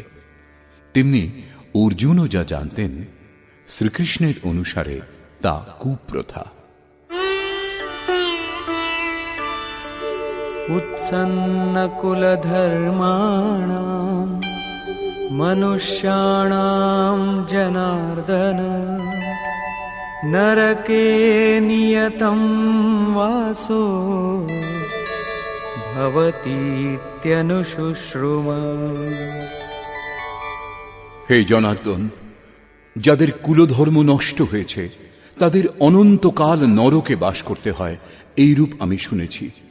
কেবল কুলধর্মই নষ্ট হয় না, পরন্তু শাশ্বত সনাতন ধর্মও নষ্ট হয়ে যায়। যাদের ধর্ম নষ্ট হয় তাদের অনন্তকাল পর্যন্ত নরকে বাস করতে হয়, এটা আমি শুনেছি, দেখিনি, কেবল শুনেছি। अहो बत महत्पापं कर्तुं व्यवसिता वयं यद्राज्यसुखलोभेन हन्तुं स्वजनमुद्यताः। দুঃখের বিষয় যে আমরা বুদ্ধিমান হয়েও মহা পাপ করতে প্রবৃত্ত হয়েছি। রাজ্য সুখের লোভে নিজ কুলকে হত্যা করতে উদ্যত হয়েছি। এখনো পর্যন্ত অর্জুন নিজেকে কম জ্ঞাতা বলে মনে করছেন না। শুরুতে প্রত্যেক সাধক এইরূপই বলেন। মহাত্মা বুদ্ধও বলেছেন, মানুষ আংশিক অবগত হলে নিজেকে মহাজ্ঞানী বলে মনে করেন, যখন অর্ধেকের বেশি অবগত হন তখন নিজেকে মহামূর্খ বলে মনে করেন। তেমনি অর্জুনও নিজেকে জ্ঞানীই ভাবছেন। তিনি শ্রীকৃষ্ণকেই বোঝাচ্ছেন যে এই পাপ থেকে পরম কল্যাণ হবে এমন কথাও নয়, কেবল রাজ্য সুখের লোভে পড়ে আমরা কুলনাশ করতে উদ্যত হয়েছি, খুব ভুল করছি। কেবল আমিই ভুল করছি এমন কথা নয়, আপনিও ভুল করছেন। শ্রীকৃষ্ণকেও নাড়া দিলেন। অবশেষে অর্জুন নির্ণয় করলেন, यदि मामप्रतीकारम् अशस्त्रं शस्त्रपाणयः धार्तराष्ट्रारणे हन्युः तन्मे क्षेमतरं भवेत्। প্রতিকার রহিত এবং নিরস্ত্র আমাকে যদি শস্ত্রধারী ধৃতরাষ্ট্রপুত্রগণ যুদ্ধে বধ করেন, তাতে আমার অধিকতর কল্যাণ হবে। ইতিহাস তো বলবে যে অর্জুন জ্ঞানী ছিলেন, তাই আত্মবলি দিয়ে যুদ্ধ হতে দেননি। সন্তান সন্ততির সুখের জন্য, কুলের জন্য লোকে প্রাণের আহুতি পর্যন্ত দেয়। বিদেশে গিয়ে বৈভবপূর্ণ প্রাসাদে থাকলেও অল্পদিনের মধ্যেই নিজের কুঁড়ে ঘরের কথা মনে পড়ে। মোহ এত প্রবল হয়। তাই অর্জুন বললেন যে শস্ত্রধারী ধৃতরাষ্ট্রপুত্রগণ প্রতিকারে অনিচ্ছুক আমাকে যদি যুদ্ধে বধ করেন, তবু তা আমার জন্য অতি কল্যাণকর হবে। পরিবার তো সুখী থাকবে। সঞ্জয় উবাচ।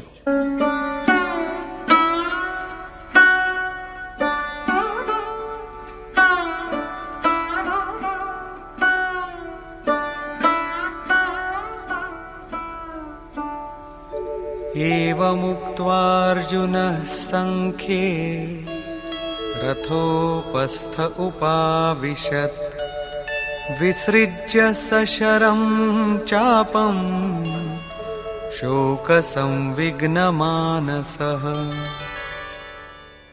সঞ্জয় বললেন, রণভূমিতে শোকসন্তপ্ত অর্জুন এইরূপ বলে ধনুর্বাণ ত্যাগ করে রথের পশ্চাৎভাগে বসে পড়লেন, অর্থাৎ ক্ষেত্রজ্ঞের সংঘর্ষ থেকে সরে দাঁড়ালেন। নিষ্কর্ষ। গীতা শাস্ত্রে ক্ষেত্রজ্ঞের যুদ্ধের বর্ণনা করা হয়েছে। ঈশ্বরীয় বিভূতি সম্পন্ন ভগবৎ স্বরূপের সম্যক দর্শন করবার গায়ন হল এই গীতা শাস্ত্র। যে ক্ষেত্রে এই গায়ন সম্পাদন করা হয়, সেই যুদ্ধক্ষেত্র এই শরীর, যার অন্তরালে দুটি প্রবৃত্তি বিরাজমান, ধর্মক্ষেত্র এবং কুরুক্ষেত্র। যুদ্ধে প্রবৃত্ত সেনাসমূহের স্বরূপ এবং তাদের শক্তির আধার বর্ণিত হয়েছে। শঙ্খধ্বনির মাধ্যমে এদের পরাক্রম নির্ধারিত করা হয়েছে। তদনন্তর যে সেনার সঙ্গে যুদ্ধ করাচ্ছিল তাদের নিরীক্ষণ করা হল। এদের গণনা 18 অক্ষৌহিনী, অর্থাৎ প্রায় 6.5 আরব বলা হয়, কিন্তু এরা অনন্ত। এই প্রকৃতির দৃষ্টিকোণ দুটি, একটি ইষ্টন্মুখী প্রবৃত্তি, দৈবী সম্পদ, দ্বিতীয়টি বহির্মুখী প্রবৃত্তি, আসুরী সম্পদ। দুটিই প্রকৃতি, একটি ইষ্টের দিকে উন্মুখ করে, পরম ধর্ম পরমাত্মার দিকে নিয়ে যায়, অন্যটি প্রকৃতিতে বিশ্বাস করায়। প্রথমে দৈবী সম্পদের বৃদ্ধি করে আসুরী প্রবৃত্তিগুলিকে নিঃশেষ করা হয়। তারপর শাশ্বত সনাতন পরব্রহ্মের দিগদর্শন এবং তাঁতে স্থিতি লাভের পর দৈবী প্রবৃত্তিগুলির প্রয়োজনীয়তাও ফুরিয়ে যায় এবং যুদ্ধের পরিণাম দৃষ্টিগোচর হয়। সৈন্য নিরীক্ষণের সময় অর্জুন কেবল নিজের পরিবারকেই দেখতে পেয়েছিলেন। যাদের বধ করার কথা ছিল তারা স্বজনই ছিলেন। জীবের যত দূর পর্যন্ত সম্বন্ধ থাকে, জগতের বিস্তারও তার জন্য তত দূর পর্যন্তই হয়। অনুরাগের আরম্ভিক অবস্থায় পারিবারিক মোহই বাধা দেয়। সাধক যখন দেখেন পরিবারের মধুর সম্বন্ধ থেকে তার এত দূর বিচ্ছেদ হবে যেন তা কখনো ছিল না, তখন তিনি ব্যাকুল হন। স্বজনের প্রতি আসক্তি ত্যাগ করার পথে যত রকমের অকল্যাণই দেখতে পান, তিনি কুপ্রথার মাধ্যমে নিজেকে বাঁচাবার চেষ্টা করেন। ঠিক যেমন অর্জুন করেছিলেন। তিনি বলেছিলেন, কুলধর্মই সনাতন ধর্ম। এই যুদ্ধ হলে সনাতন ধর্ম লোপ পাবে, কুলস্ত্রীগণ ভ্রষ্টা হবে এবং বর্ণসংকর উৎপন্ন হবে। তাদের জন্ম কুল ও কুলনাশকদের অনন্তকাল পর্যন্ত নরকে বাস করার জন্যই হয়ে থাকে। অর্জুন নিজ বুদ্ধি অনুসারে সনাতন ধর্মের রক্ষার জন্য ব্যাকুল ছিলেন। তিনি শ্রীকৃষ্ণকে অনুরোধ করলেন যে আমরা বুদ্ধিমান হয়ে এই মহাপাপ কেন করব, অর্থাৎ শ্রীকৃষ্ণও পাপ করতে যাচ্ছেন। অবশেষে পাপ থেকে বাঁচবার জন্য আমি যুদ্ধ করব না, এই কথা বলে অর্জুন ধনুর্বাণ ত্যাগ করে হতাশ হয়ে রথের পশ্চাৎভাগে বসে পড়লেন। ক্ষেত্রজ্ঞের সংঘর্ষ থেকে সরে দাঁড়ালেন। টিকাকারগণ বর্তমান অধ্যায়ের নামকরণ অর্জুন বিষাদ যোগ করেছেন। অর্জুন অনুরাগের প্রতীক। সনাতন ধর্মের জন্য ব্যাকুল অনুরাগীর বিষাদ যোগই কারণ হয়। এই বিষাদ মনুর হয়েছিল। হৃদয় বহুত দুঃখ লাগ, জন্ম গয়ু হরি ভগত বিনু। সংশয় পড়েই মানুষ বিষাদ করে।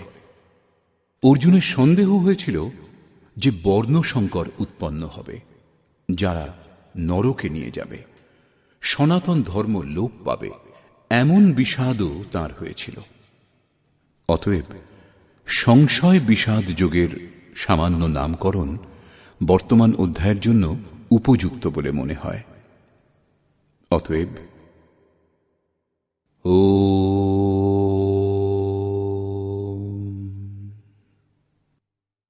এই প্রকার শ্রীমদ্ ভগবৎ গীতারূপী উপনিষদ এবং ব্রহ্মবিদ্যা তথা যোগশাস্ত্র বিষয়ক শ্রীকৃষ্ণ এবং অর্জুনের সংবাদে সংশয় বিষাদ যোগ নামক প্রথম অধ্যায় পূর্ণ হল।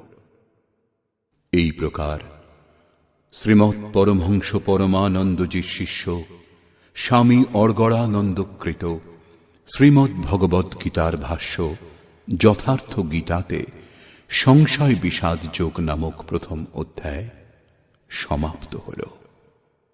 হরি ওম তৎসৎ।